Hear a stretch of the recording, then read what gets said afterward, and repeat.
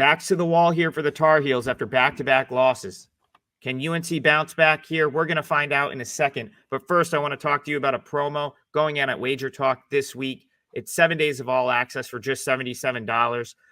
It's October. It's the best time to go all access. There's so many different sports going. I know for me, I've got MLB, Korean baseball. I hit another WNBA play last night. I'm up 24 units on the season there. We still have playoffs going. And then, of course, NFL and college football. It's an excellent time to try all access. And any handicapper, 7 days, just $77, comes out to $11 a day. It's a great value, and you should check that out this week at Wager Talk. You should also check out our video plays, like the one we're going to talk about here. Last week, I went 3-0 in these video selections.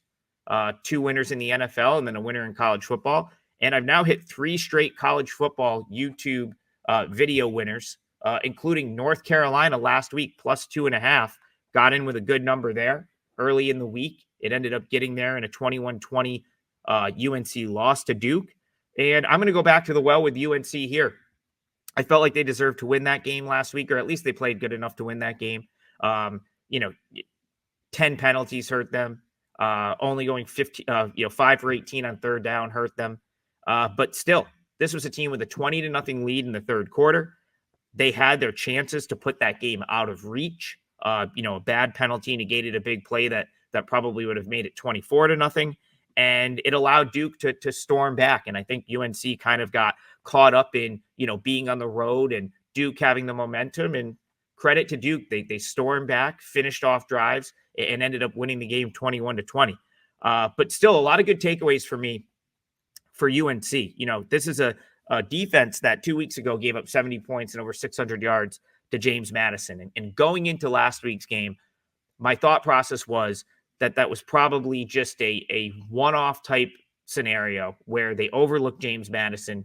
They weren't ready for James Madison's offensive attack. And then the game got out of hand. And then, of course, there was 5 turnovers to aid in that happening. And I think I was right about that.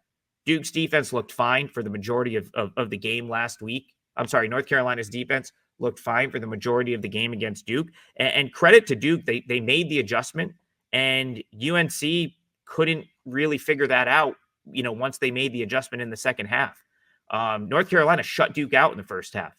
Again, that was a 20-0 game in the third quarter, and Duke figured out how to move the ball. And, credit to Duke for making an adjustment that allowed them to win that game. But now I think UNC's kind of getting written off here, and I very much disagree with that. This was the first conference game for North Carolina.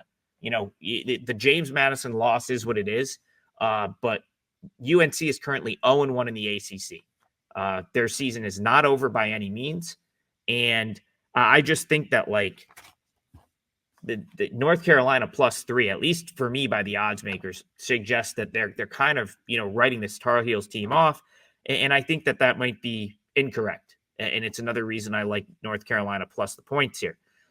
Big picture, I don't mind this Pitt team. I'll be honest, they're much better than I expected them to be coming into this season. I took a shot with Pitt a couple weeks ago against West Virginia, and they ended up pulling out a somewhat, I don't want to say improbable, but they pulled out a win late in that game, 38-34. They also have an impressive comeback win over Cincinnati, but man, I don't know. That Cincinnati game was kind of crazy in the respect that Cincinnati controlled that game for 3 quarters and Pitt kind of stole it late. And then the West Virginia game too really could have gone either way. Pitt just happened to score last and win that game 38-34. So I do think Pitt is better than advertised, but now at 4-0, I just think this Pitt team's getting way too much love as a 3-point road favorite, especially when you consider last week, we got in early on North Carolina +2.5, but UNC actually ran off a -1 road favorite at Duke last week in a game that they probably should have won. I still have Duke and Pitt as somewhat I think those teams are similar in terms of a rating standpoint right now. So if North Carolina is going to be -1 at Duke, game they were up 20-0 in, I see some line value there now, getting them +3 at home against Pitt. Even if you make Pitt a little bit better than Duke, which I do, I still see some big time line value there. I am not sold on this Pitt defense, and that's where I think North Carolina has a path to victory here. Again, you go back to the two games, Cincinnati and West Virginia, and the defense wasn't, the defense wasn't great in that West Virginia game by any means. They could have easily lost that game. You go back to week 1, they gave up 24 points to Kent State.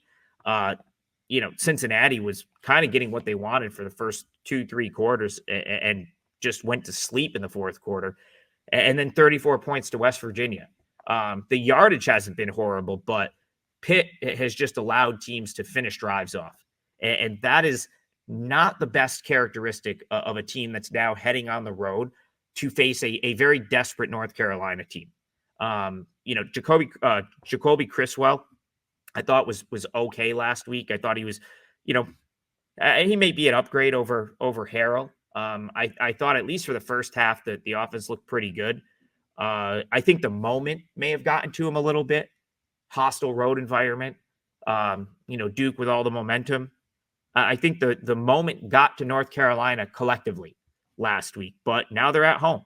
And so some of that environment related stuff is not going to be in play here for North Carolina. Pitt's offense has been awesome. I love, I think Eli Holstein's been great at quarterback. I love the way that they play fast. They've moved the ball against pretty much everyone this year. But if you want to point out, Pitt's sort of worst point of the season was the only time they've been on the road this year. They did not play a good first half against Cincinnati by any means. And again, I go back to that Cincinnati game, a really tough loss for Cincinnati. That was a kind of an improbable win for Pitt, and that was the only other time this year that they've been on the road. So I wouldn't be surprised if the hype and now suddenly being a 3-point favorite, a little bit of expectations, having to go on the road to a desperate North Carolina team works in negatively as far as Pitt is concerned here. I'm not willing to write North Carolina off yet. We cashed with them last week, even though they lost the game, by 1 point.